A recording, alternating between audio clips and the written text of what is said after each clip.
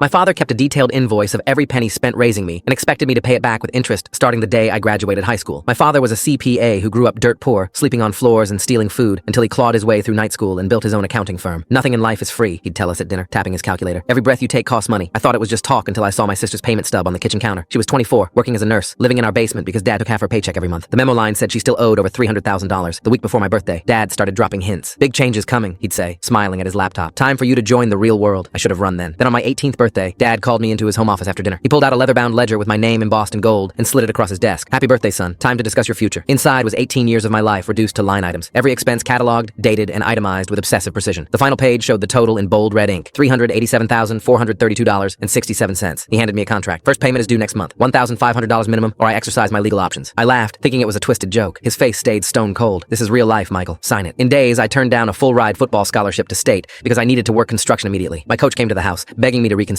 Dad showed him the contract. The coach left without another word. My girlfriend Katie tried to understand, but 2 months later, she transferred to a college 3 states away. Her last text said, I can't be with someone whose parents control them. But the only thing that never changed was that every month, Dad would text my balance like a countdown to a freedom I'd never reach. But the breaking point came when Dad called a family meeting. He discovered a loophole in our contracts. Since we'd been living at home past 18, he could add retroactive rent. My balance jumped by $20,000, but that wasn't the worst part. He smiled as he explained the new clause. In the event of your death, all outstanding debts transfer to your children. That night, I stared at my work boots by the door and made a choice that would cost me everything except my freedom. That night, I packed a duffel bag and left through my bedroom window. I'd saved $2,000 in cash from side jobs Dad didn't know about, hidden in an old football cleat. I crashed on my foreman's couch and opened a bank account at a credit union across town. For 3 months, I ignored Dad's calls. The voicemail started professional. This is regarding your overdue account. Then angry, you're accumulating $50 daily in late fees. Then threatening, I know where you work, but I was free. I got promoted to site supervisor. Started dating a girl from the hardware store who laughed when I offered to split our $8 burger. I even enrolled in night classes at community college, paying cash, signing up as Mike instead of Michael. For the first time since turning 18, I could breathe without calculating the cost. I should have known Dad wouldn't let his investment walk away because he sent a lawyer to serve me at work. The paper said $387,432.67 plus $4,500 in late fees, $10,000 in damages for breach of contract, and $15,000 for emotional distress. My boss took one look at the paperwork and told me not to come back until it was sorted. Because of the lawsuit, they froze my bank accounts pending trial. His CPA friends called every construction company in the county. Hiring him is a liability risk, they'd say. Significant debts, can't be trusted. At the hearing, Dad presented his evidence. Receipts going back decades. Photos of me at every age with cost calculations underneath. The judge leaned forward, fascinated. In all my years, I've never seen such detailed record keeping. But Dad's pride in his system would be his undoing. Because as he explained his system, proudly showing receipts from when I was 2 months old, the judge's expression shifted. Wait, mister, are you telling me you've been planning to bill your son since his birth? My dad proudly responded, of course. I have his first diaper right here. Pampers, 23 cents per unit, used approximately 8 per day. The judge stopped him. You cannot create a debt obligation for someone who had no choice in being born. You cannot bill a child for the legal requirement of parenting. Case dismissed. Dad's lawyer tried to argue. The judge threatened contempt. He ordered Dad to pay my legal fees and issued a restraining order preventing any further collection attempts. I won. But that night, my sister texted, you destroyed him. He's been crying in his office. Mom won't speak to anyone. I'll never forgive you for this. She blocked my number before I could respond. I didn't care. I moved to Nevada and started a new construction job. Good pay, honest work, and nobody knows my last name.